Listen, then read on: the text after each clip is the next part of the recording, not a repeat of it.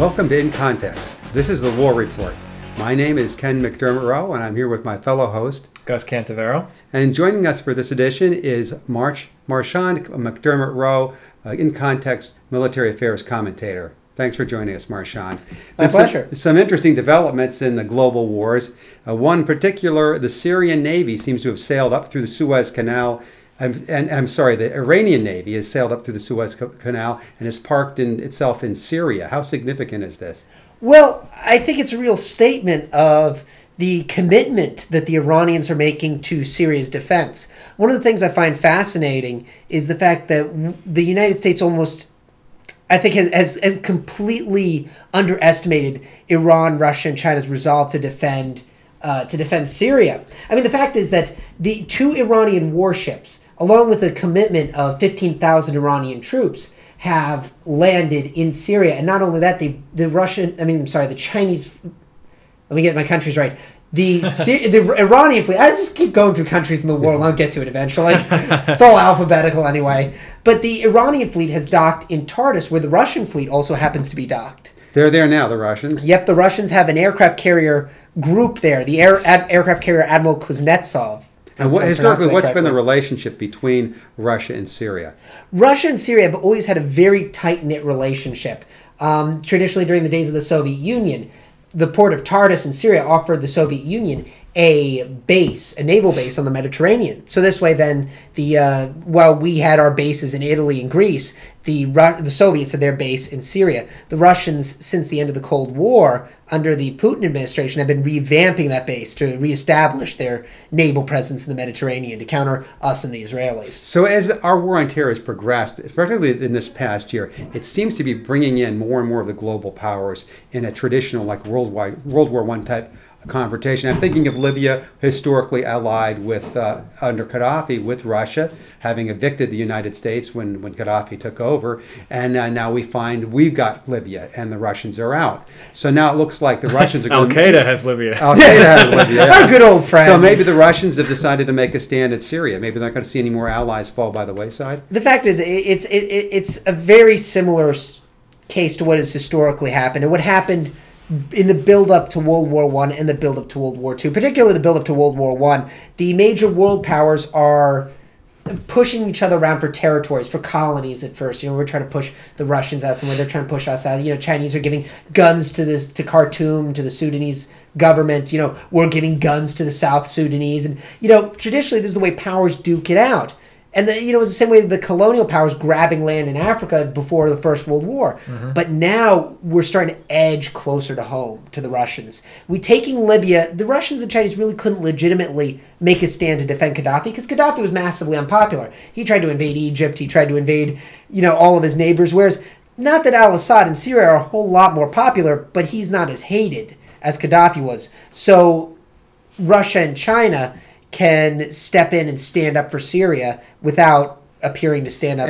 I'm sorry, go ahead, Mark. Without appearing to stand up for a completely alienated tyrant. And there is the Iran play, of course, the Iran being the ultimate prize, and what General Wesley Clark described years ago as the plan that Bush Jr. conceived to take over many Middle Eastern countries, culminating with Iran. So Syria may be the domino that has to fall just before Iran is taken. Well, Iran is the linchpin. He who controls Iran controls the entire Middle East. It was the same thing in the days of the Romans. It was the same thing in the days of the Persians. The Persians dominated the whole Middle East. It was the same thing in the days of Alexander the Great. Alexander the Great could not have controlled the entire Middle East were it not for the fact that he controlled Persia.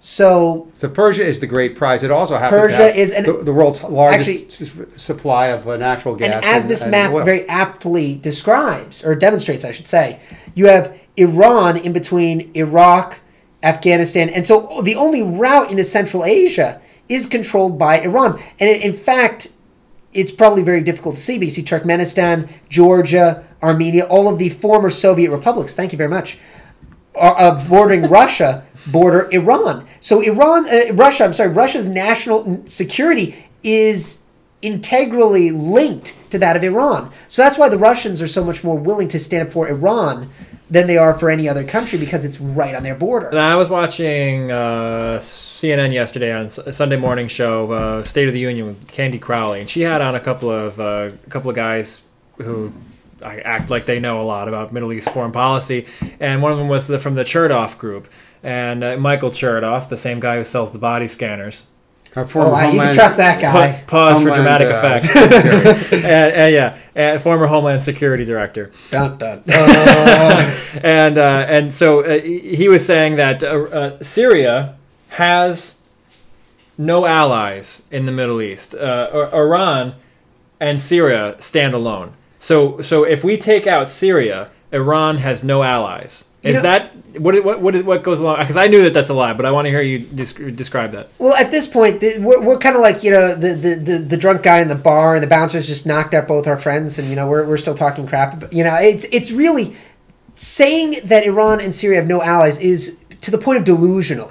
I mean, honestly, Russia has agreed, and they've openly. This is all open source. This is not confidential government documents. This is not CIA president eyes only. This is. I mean, if you go and look it up, Russia agreed to give Syria and to give al-Assad GPS. I'm sorry, not GPS. Satellite photo imaging of the rebel positions in Syria. Iran agreed to send 15,000 troops to Syria. They're two of their destroyers. Additionally, Russia has sent a fleet to Syria. Russia is also sending its elite SOBR counterinsurgency police units to Syria. So if that's not an ally, boy, I'd like not to have those guys as my allies. But furthermore, Iraq has stated that they'll run to the defense of Iran if we go to war. Agreed. There are Afghanis who would defend. There are Pakistanis who would defend Iran. The Pakistani government has openly said they would. In fact, the Chinese, most significantly, said that they would go to war. The commandant of the Chinese military military institute, it's like their West Point, said that China would go to war with the U.S. to defend Iran. So what's being presented to the American public and the corporate media is a pretty big distortion of what's really going on. Oh, absolutely. It is. This enters the realm of delusion. I mean, like I say, it's like the drunk guy at the bar trying to still pick a fight with the bouncers. It's really, we're the ones who are isolated because NATO really doesn't want to get involved in a major war, especially if it will involve the Russians, potentially sending an army into Europe. Oh, part of the delusion is that we won the war in Iraq. Oh, yes. That's a good one. Well, we won Vietnam, too, I'm sure, Because we have installed now a Shia government that's allied with Iran. Well, yes, as we won in Vietnam, and they now have a communist government allied with China. Yeah, that's American strategy. Well, the whole goal was to put Al-Qaeda in charge, right?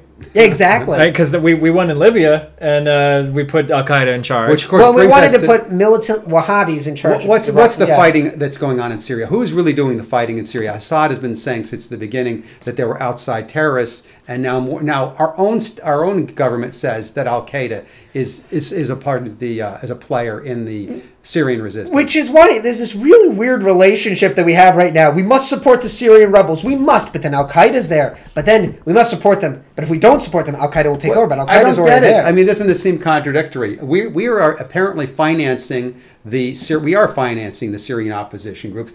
At the same time, we're saying that there are Al-Qaeda people who under the National Defense Authorization Act, people are supposed to be thrown in jail for working with them, right? Yeah, fundamentally, so I suppose we should be putting our own government in jail? Yeah, legitimately, Obama is violating the laws he put forth in the NDAA. But the reason why the U.S. has such strong support for Al-Qaeda and affiliated Wahhabi organizations is because they are militantly anti-Shia. So it's playing into their personal griefs, like it did in Libya when we united with the Libyan Islamic Fighting Group. It's the same reason why we financed the Mujahideen in Afghanistan.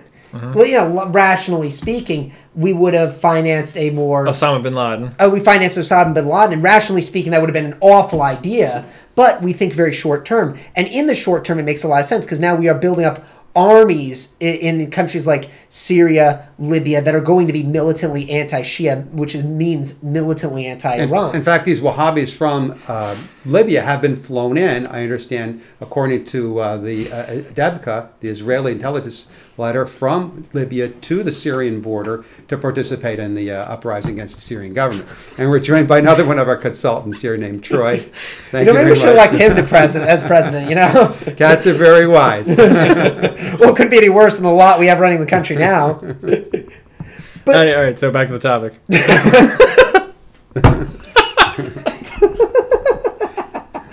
Sorry. Anyway, what were we talking about? Well, the Syrian Al-Qaeda in charge of everything. Yes. We have the NDAA. We have all these terror warnings all over the country, and it's just for white middle-aged people with blue jeans, and it has nothing to do with terrorist attacks. Every terrorist attack is put forward by the FBI. They're looking for people who are angry. When we all know that if you stir up the hornet's nest hard enough, you're going to find someone willing to commit terror, and they just run around any street corner and try to find somebody who's going to commit an act of violence. But if you know, there's people who are violent all over the place, so they run around giving bomb vests that don't work to people. Well, and that's, thank you, Troy. That's part of the thank you. Coming in back to March. but that's part of the reason why we like these Al-Qaeda Wahhabi militants. I mean, the fact is, Al-Qaeda really is the hidden department of the FBI and the CIA, but that's a different story. We like them because they're decentralized. They're militantly anti-Shia. We can talk them into fighting the Shia, and then, oh, well, you can defeat the American and Israeli infidel once you have cleansed, because the Wahhabi ideology is that you must purify Islam before you can fight the unbelievers. So, well, to purify Islam, you must purge the Shia who are unbelievers. So therefore, we can use these fundamentally disorganized, organize them ourselves, decentralized, I should say, because they are organized, decentralized militants, turn them loose on Iran, then hopefully once Iran's defeated, then we can deal with them ourselves. It's divide and conquer. Exactly. But what we fear, we don't like the Shia because the Shia are very centralized. If the Grand Ayatollah decides, we bomb Iran and the Grand Ayatollah decides, there's a war against Islam, it's time for all Muslims to unite and fight them, and he declares a jihad, it's different than Osama bin Laden or somebody going out there and declaring jihad. So they're enemy number one in the Mideast. And what is the likelihood now that Israel is going to attack Iran?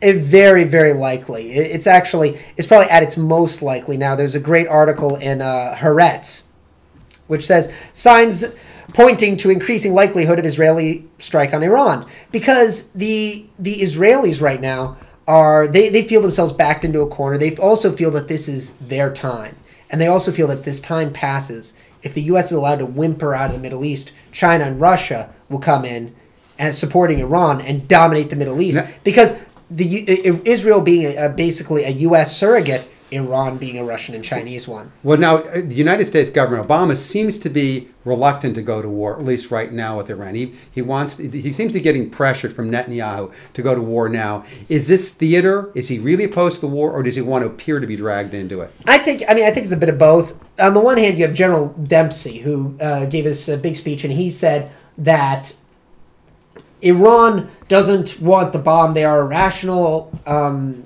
participant and so on and so forth. And that attacking Iran right now would be very unwise. Flip that over to the civilian side. You have people on the civilian side saying we have to bomb Iran, we have to intervene, we have to destroy the nuclear capabilities. And then you have the Obama administration saying, well, we need to do it, but not right now. I think a lot of it's doublespeak. Well, to illustrate what you're saying, Foreign Affairs magazine, the Council on Foreign Relations, puts out a quarterly magazine, and they had an article in the last issue that said it's time to attack Iran.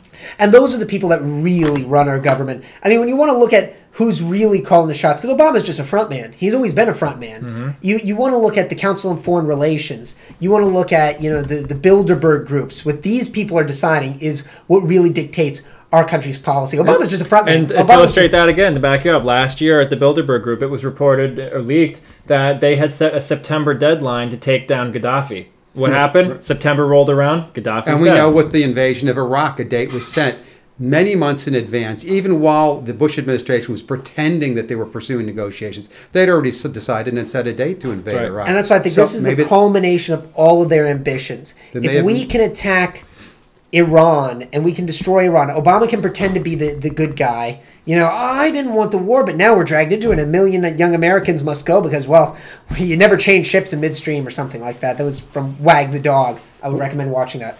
But I think most fundamentally what is happening right now is we are hurtling towards a major war, and it's almost, it is avoidable. We, the American people, can stop it if we choose to act now, because once this war breaks out, it's going to be too late. And for the first time, that we have the possibility of being bombed on our homeland by not some, pardon my language, not some jerks in suicide vests, but by a country with fifth-generation bombers, with bunker busters that can knock down whole city blocks. Mm-hmm. We have to be aware that this could be the war that ends America if we drag ourselves into one last drive for global hegemony and knocking off presumably our last rivals in the Middle East. Well, we're going to continue to follow the seeming inexorable move towards a very large war in the Middle East against Iran, perhaps Russia and China. God knows where it will end, but we'll continue to follow it. Thank you for joining us. Until next time, this is for In Context. Take care. Bye-bye. Who is it made for?